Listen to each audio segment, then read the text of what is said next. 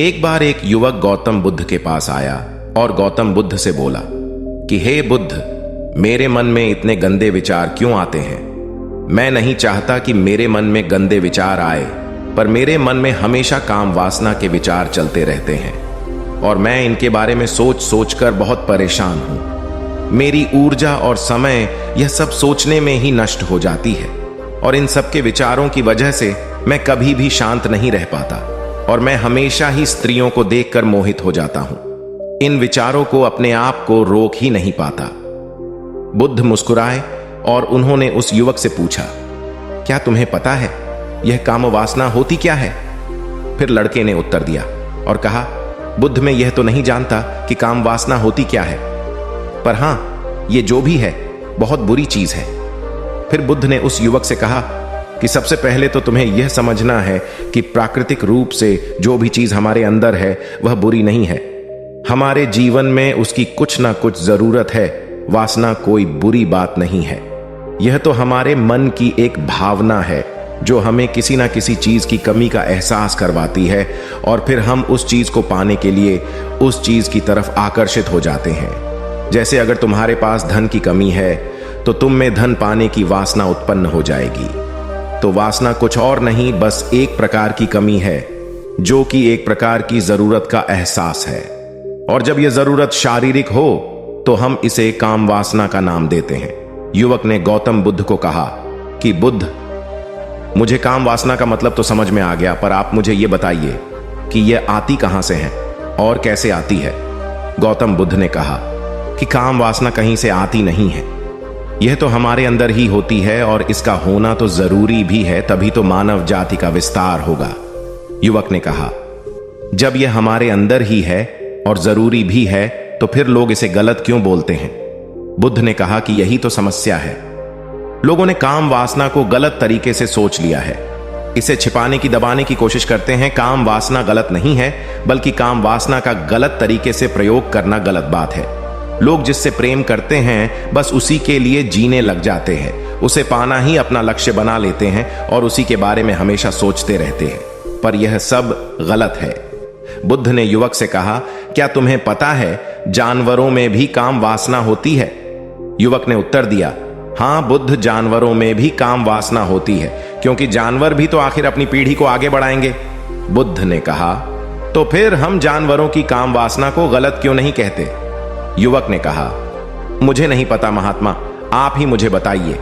गौतम बुद्ध ने कहा कि जानवर अपनी काम वासना का प्रयोग आनंद प्राप्ति के लिए नहीं करते, वह तो सिर्फ संतान उत्पन्न करने के लिए ही काम वासना का उपयोग करते हैं। जानवरों को प्रकृति ने इतनी समझ नहीं दी कि वह काम वासना को अपने सुख का आधार बना सके, जबकि मनुष्य अपनी समझ के बलबूते पर प्रकृति में पाई जाने वाली प्रत्येक वस्तु को अपने सुख के लिए प्रयोग करता है। हम इंसानों ने ही काम वासना को अपने सुख का साधन बना लिया है, जबकि प्रकृति ने तो हमें अपने वंश को आगे बढ़ाने के लिए दिया था, लेकिन इंसानों ने इसे अपने जीवन का परम लक्ष्य बना रखा है और इस तरह से काम वासना का भी लगाम हो जाना गलत है। युवक ने पूछा, महात्मा जी, ये काम वासना हम पर हावी क्यों होती है? तब गौतम बुद्ध ने कहा कि सुनो, अब जो मैं तुम्हें बताऊंगा उसे तुम ध्यानपूर्वक सुनना। काम वासना का सारा खेल तुम्हें समझ आ जाएगा, तुम्हें तुम्हारे सारे सवालों का जवाब मिल जाएगा। बस तुम्हें ध्यान से सुनकर समझना है। एक बार की बात है, एक आश्रम में गुरु और उनके शिष्य रहा करते थे, जो रोजाना आश्रम के बाहर स्थित गांव में भिक्षा लेने के लिए जाते थे। उस आश्रम का एक शिष्य जिस गांव में भिक्षा लेने जाता था, उस रास्ते में एक नदी पड़ती थी। एक दिन उसने देखा कि एक लड़का पेड़ के पीछे छिपा है। वह उस लड़के के पास गया और उससे जाकर बोला, भाई, तुम इस पेड़ के पीछे छिपकर क्या देख रहे हो? लड़के ने कहा, अरे तुझे नहीं दिख रहा कि मैं क्या देख रहा हूं? तब शिष्य ने नदी की तरफ देखा तो वहां पर कुछ लड़कियां पानी भर रही थीं। वो लड़कियां 14-15 साल की होंगी। तब उसने उस लड़के से कहा, अरे भाई, वहां पर तो लड़कियां पानी भर रही है, इसमें छिप कर देखने वाली क्या बात है? तब वो लड़का शिष्य की तरफ देखकर उससे कहता है, अरे पागल, तुम्हें दिखाई नहीं दे रहा कि कैसे यह परियां नदी से पानी निकाल रही है? जरा उनकी अदाओं को तो देखो, उनके कोमल शरीर को देखो, उनकी पतली कमर को देखो, और उनके बाल उनकी कमर पर कैसे लहरा रहे हैं, मानो सुंदरता बिखरी पड़ी हो। शिष्य ने फिर नदी की तरफ देखा और इस बार वह इससे देखता ही चला गया। उसे किसी भी बात का कोई डर नहीं था, लेकिन अब वो छिपने लगा और उन लड़कियों को देखने लगा। और जब वो छिपकर उन लड़कियों को देख रहा था, तभी वह अचानक अंदर से कांप गया और उसने कहा कि यह मैं क्या कर रहा हूं, मैं जो कर रहा हूं वह सही नहीं है, मुझे यहां से चले जाना चाहिए। और फिर वह जल्दी से वहां से चला गया। वो आश्रम पहुंच जाता है। आश्रम जाकर वो अपने कार्यों में लग गया, लेकिन जो अब भी वह देख कर आया था वहीं उसकी आंखों के सामने बार बार आ रहा था। उसके मन में वही दृश्य चल रहा था। उसके मन में वही सब कुछ देखने के लिए लड़ाई हो रही थी। उसका किसी भी काम में मन नहीं लग रहा था। सुबह होते ही वह रोज जल्दी ही भिक्षा के लिए आश्रम से निकल जाता और उस नदी के पास वाले पेड़ के पास जाता, और जहां पर वह लड़का पहले से मौजूद रहता था, उस लड़के के साथ मिलकर लड़कियों को छुप छुप कर देखता था। अब वह रोज ऐसा करने लग गया। यह उसके रोज का काम हो गया। अब उस शिष्य का मन किसी भी काम में नहीं लगता था। वो हमेशा ही किसी ना किसी प्रकार के विचार में उलझा रहता। वो आश्रम के कार्यों को भी ठीक ढंग से नहीं कर रहा था। न वो ठीक से सो पाता था और न वो ठीक से खाना खा पाता था। उसका मन बेचैन सा रहता था।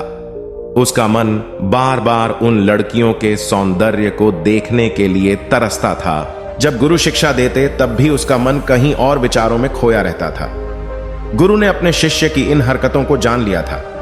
तब एक दिन गुरु ने शिष्य को अपने पास बुलाया और कहा कि आज से मैं भी तुम्हारे साथ भिक्षा मांगने चलूंगा। तुम और मैं साथ साथ भिक्षा मांगने चलेंगे। तभी शिष्य गुरु को मना करते हुए बोला, नहीं गुरुदेव, आप परेशान क्यों हो रहे हो? मैं अकेला ही ठीक से भिक्षा मांग सकता हूं। गुरु ने शिष्य से कहा कि ठीक है, तुम अकेले ही भिक्षा मांगने जाओ। शिष्य तुरंत वहां से भिक्षा मांगने के लिए निकल गया। उसके जाने के बाद गुरु भी आश्रम से निकल गए और शिष्य का पीछा करने लगे कि वो कहा जाता है, किससे मिलता है। यह सब देखने के लिए उसके पीछे पीछे चलने लगे। थोड़ी दूर जाने के बाद गुरु ने देखा कि उनका शिष्य एक लड़के के साथ एक पेड़ के पीछे अपराधी की तरह छिपा हुआ है और छिपकर कुछ देख रहा था। गुरु भी अपने शिष्य के पीछे जाकर खड़े हो गए कि आखिर उनका शिष्य क्या देख रहा है, जिसे देखने के लिए वो पेड़ के पीछे अपराधियों की तरह छिपा पड़ा है। गुरु ने देखा कि उनका शिष्य पेड़ के पीछे छुपकर लड़कियों को देख रहा था जो कि नदी से पानी भर रही थी।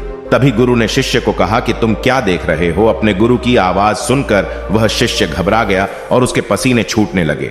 वह थर थर कांपने लगा, जैसे किसी चोर को चोरी करते समय रंगे हाथों पकड़ लिया हो। उसकी हालत खराब हो गई। वो कुछ भी नहीं बोल रहा था। उसके मुंह से कुछ टूटे फूटे शब्द भी बाहर निकल रहे थे। वो अपने गुरु से नजर भी नहीं मिला पा रहा था। गुरु ने शिष्य की तरफ देखा और कहा कि मेरा शिष्य तो निडर था, उसे तो किसी भी चीज का डर नहीं था, लेकिन यह क्या तुम तो डर के मारे कांप रहे हो? शिष्य ने गुरु से कहा कि मुझे माफ कर दो गुरुदेव, मेरा इसमें कोई दोष नहीं है। उस लड़के ने मुझे बहका दिया था, लेकिन आपसे मैं वादा करता हूं कि आज के बाद मैं ऐसा कभी दोबारा नहीं करूंगा। मुझे माफ कर दो गुरुदेव। गुरु ने शिष्य से कहा कि कोई बात नहीं, पर इस बात का तुम ध्यान रखना कि हम जैसी संगति करते हैं वैसा ही फल हमें प्राप्त होता है। उसके विचार हमारे अंदर प्रवेश करते हैं, इसीलिए अच्छी संगति करो जिससे तुम्हारे अंदर अच्छे विचारों का प्रवेश हो। फिर गुरु और शिष्य आश्रम लौट आए और फिर से आश्रम के कार्यों पर ध्यान देने लगे। उसने उस रास्ते को छोड़ दिया और दूसरे रास्ते से जाने लगा। वो अपने काम को ध्यान से करता, लेकिन धीरे धीरे उसके अंदर क्रोध उत्पन्न हो गया और फिर वो दूसरों पर क्रोध करने लगा और बेचैन रहने लग गया। अब वो सही समय पर भोजन भी नहीं करता था। वो भोजन भी बहुत कम खाता था। एक रात गुरु शिष्य के पास आए और उसे बोले कि अब तक तुमने कितनी बार अपना वादा तोड़ दिया। यह सुनकर शिष्य अपने गुरु के चरणों में गिर गया और रोने लगा। रोते रोते ही उसने गुरु से कहा कि गुरुदेव, मैं कई बार अपना वादा तोड़ चुका हूं, फिर वादा कर लेता हूं, लेकिन हर बार मैं वादा तोड़ देता हूं। मेरा मन मेरे नियंत्रण में है ही नहीं। मैं बहुत कोशिश करता हूं कि मैं अपने मन से सारे बुरे विचारों को निकाल डालूं, लेकिन मैं चाहकर भी ऐसा नहीं कर पा रहा हूं। फिर गुरु ने शिष्य को कहा कि चलो मेरे साथ। गुरु शिष्य को आश्रम के बगीचे में लेकर गए और शिष्य से कहा कि देखो, यहां पर कुछ नालियां बनी हुई है जिससे नदी का पानी इन पौधों तक आ रहा है और यह पानी एक निरंतर भाव से बह रहा है। क्या तुम इस पानी के बहाव को रोक सकते हो? शिष्य ने कहा कि हां गुरुदेव, मैं इस बहाव को रोक सकता हूं। फिर शिष्य ने मिट्टी उठाकर उस नाली में डाल दी। वो पानी थोड़ी देर के लिए रुक गया और फिर थोड़ी देर बाद उस मिट्टी के ऊपर से पानी बह गया। गुरु ने शिष्य से कहा, अरे ये क्या, ये तो पानी रुका ही नहीं। फिर शिष्य ने कुछ कंकड़ पत्थर उठाकर उस नाली में डाल दिए और फिर थोड़ी देर के लिए पानी रुक गया। लेकिन फिर थोड़ी देर बाद ही उन कंकड़ पत्थर के ऊपर से पानी निकल आया। फिर गुरु ने कहा कि यह क्या हुआ, पानी तो फिर से बह गया। तुम तो बोल रहे थे कि तुम इसे रोक दोगे। क्या हम किसी काम को रोकना चाहे तो क्या हम उसे रोक नहीं सकते? तब शिष्य ने कहा, कोई बात नहीं गुरुदेव, मैं इस पानी को तो आपको रोक के दिखाऊंगा। वह फिर से एक बड़ा सा पत्थर लेकर आया और उसे नाली पर डाल दिया और पानी रुक गया। तब गुरु से कहा कि देखा गुरुदेव, मैंने कहा था ना कि पानी को मैं रोक दूंगा। मैंने पानी को रोक दिखाया। आपकी बात मैंने पूरी कर दी। गुरु मुस्कुराए और बोले, अच्छा जरा ध्यान से देखो, पानी रुक गया। क्या वो तो पीछे की नाली तोड़कर बाहर आ गया और अगल बगल से बह रहा है, और ध्यान से देखो इस पत्थर को आगे भी आ गया और ये पानी अपना रास्ता बदलकर फिर से आगे की तरफ बह जाएगा। और फिर थोड़ी देर बाद ऐसा ही हुआ। फिर गुरु ने शिष्य को समझाया कि तुम्हारे साथ भी तो ऐसा ही चल रहा है। तुम बार बार प्रयास कर रहे हो, बड़े से बड़ा प्रयास कर रहे हो, पर हर बार तुम्हारा प्रयास टूट रहा है और यह हमेशा टूटता ही रहेगा। तुम कितना भी बड़ा पत्थर रख लो, लेकिन पानी तो अपना रास्ता बना ही लेगा। यह सब देखकर गुरु से कहा कि हे गुरुदेव, क्या कोई तरीका नहीं है जिससे मैं गंदे विचारों से बाहर निकल सकूं और यह मेरे मन में आए ही नहीं? गुरु शिष्य को एक नदी के पास ले गए जहां से उस बगीचे में पानी आ रहा था। गुरु ने शिष्य से कहा, वो पानी इसी नदी से जा रहा है। अगर हम यहीं से उस रास्ते को बंद कर दें जहां से पानी बगीचे में जा रहा है, अब क्या हम पानी को रोक नहीं सकते? शिष्य ने कहा कि हां गुरुदेव, अवश्य ऐसा हो सकता है। मैं इस पानी को यहीं से बंद कर देता हूं, तब आगे की नाली में पानी जाएगा ही नहीं और फिर बगीचे में पानी जाएगा ही नहीं। फिर से नदी से जाने वाले रास्ते को बहुत मेहनत करके पत्थर और मिट्टी डाल डालकर बंद कर दिया और गुरु से कहा कि गुरुदेव, मैंने पानी को बंद कर दिया है, अब यह पानी बगीचे में जाएगा ही नहीं। तब गुरु ने कहा कि अगर पानी बगीचे में नहीं जाएगा तो पेड़ पौधों को पानी कहां से मिलेगा? उन पेड़ पौधों को तो पानी की आवश्यकता है, और उन पेड़ पौधों में कुछ पेड़ पौधे तो ऐसे हैं जिनको रोज पानी की आवश्यकता है। वह तो मुरझाकर मर ही जाएंगे। उनका क्या होगा? पानी तो हमें खोलना ही होगा। शिष्य ने गुरु की बात सुनकर वापस नदी से जाने वाले पानी का रास्ता खोल दिया। तब गुरु ने शिष्य से पूछा कि अगर हम इस नदी के पूरे पानी को बगीचे की तरफ मोड़ दे तो क्या होगा? तब शिष्य ने जवाब दिया कि गुरुदेव, वहां पर जितने भी पेड़ पौधे हैं वो गलकर नष्ट हो जाएंगे, वहां पर कुछ नहीं बचेगा। फिर गुरु मुस्कुराए और बोले, तुम इस बात को समझो कि हमें किसी भी चीज को रोकना नहीं है, बस हमें हमेशा संतुलन बनाए रखना है। कम पानी से भी पौधे नष्ट होते हैं और ज्यादा पानी से भी पौधे नष्ट होते हैं। हमारा जीवन संतुलन से ही चलता है। गुरु ने शिष्य से कहा कि अगर मैं तुम्हें कहूं कि तुम आम के बारे में मत सोचो तो तुम्हारे मन में सबसे पहले किसका चित्र आएगा? शिष्य ने कहा कि गुरुदेव, मेरे मन में तो पहला चित्र आम का ही आएगा।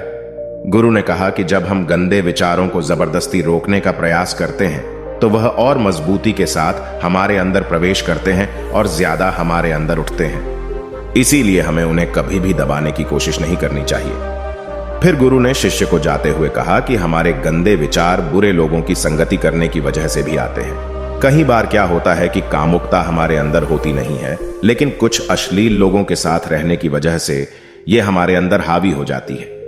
फिर शिष्य ने कहा कि गुरुदेव, आप सही कह रहे हैं, मैं अपने मार्ग से भटक गया था।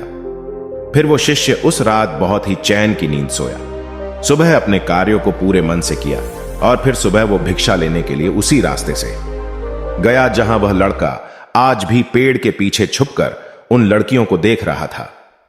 वो शिष्य नदी पर गया जहां वह लड़कियां पानी भर रही थीं। उसने उन लड़कियों से पानी मांगा। उन लड़कियों में से एक लड़की ने उसे पानी पिलाया और उस सन्यासी शिष्य के चरण छुए। शिष्य ने उसे आशीर्वाद दिया कि तुम्हारा कल्याण हो। उसका मन सकारात्मक ऊर्जा से भर गया। उसके चेहरे पर मुस्कान आ गई थी, जैसे कि उसे कुछ खोया हुआ वापस मिल गया हो। वह वापस अपने रास्ते से जाने लगा। तभी पीछे से वह लड़का आ गया जो पेड़ के पीछे छुपा हुआ था।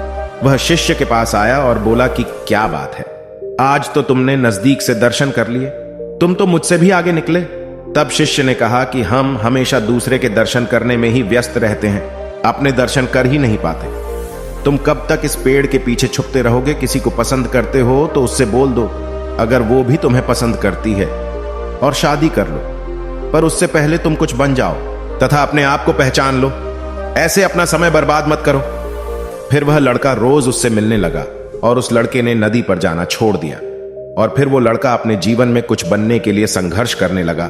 तो तुमने देखा संगति का असर क्या होता है। अपनी संगति बदलो, अपने विचार बदलो। बुद्ध ने युवक से पूछा कि क्या तुम्हें तुम्हारे सारे सवालों का जवाब मिल गया? तब युवक ने कहा कि हां महात्मा जी, आपका बहुत बहुत धन्यवाद। तब गौतम बुद्ध ने युवक से कहा कि जब तुम्हारे मन में गंदे विचार आए तब आप अपने आप को दोषी मत मानो। यह शरीर है और यह सब इसमें हजारों वर्षों से सीखा है। यह केवल तुम्हारे सोच लेने से, शपथ लेने से यह टूटने वाला नहीं है, लेकिन तुम्हारे पास वो शक्ति है और वो ऊर्जा है जिसका तुम्हें संतुलन बनाए रखने के लिए उपयोग करना है। तुम एक जीवित ऊर्जा हो जो कुछ भी अनुभव करने के लिए स्वतंत्र हो, जो कुछ निर्माण करने के लिए स्वतंत्र हैं। इसीलिए तुम अपने आप को पहचानो। दोस्तों, आपको यह कहानी कैसी लगी हमें कमेंट करके जरूर बताना, और ऐसी ही और कहानियों के लिए सब्सक्राइब का बटन जरूर से दबा देना।